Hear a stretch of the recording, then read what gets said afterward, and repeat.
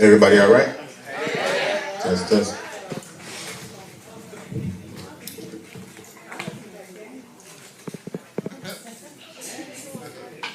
I scraped the remnants of him off the sidewalk just before the chalk outline was drawn. And on the end of my extended hand was my understanding. I let him know that I too was him once upon a time, and my time was so short, it was being kept on a stopwatch. As I knelt and watched him take slow, careful breaths, the heaving of his chest suggests he thinks this is it, so he's ready to quit. Now, how do I tell him to hold on and be strong when I know for a fact that the road ahead is twice as rough as it is long? What am I supposed to tell him? What am I supposed to say?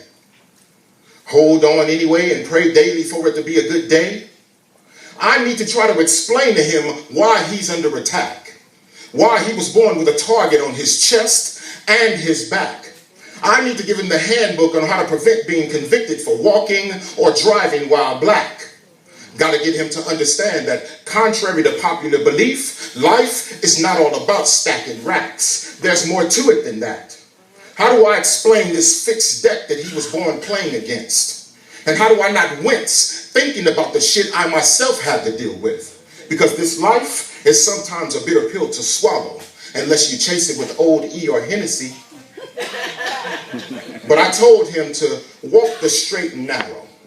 And don't worry about the bows and arrows that you see the narrow-minded armed with. Keep your eye on that officer's nightstick and that Glock that he may mistakenly shoot you with.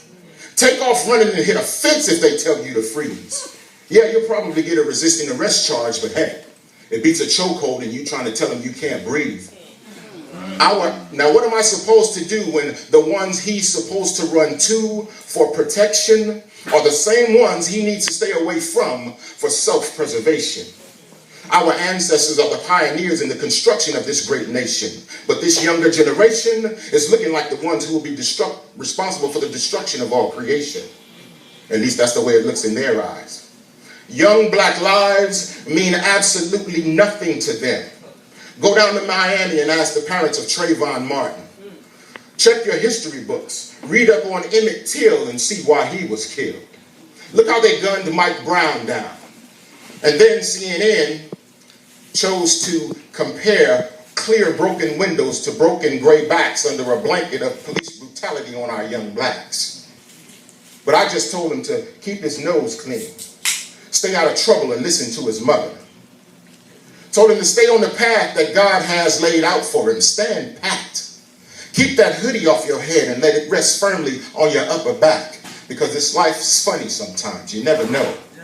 You might need your vision clear in case you need to get up and suddenly go.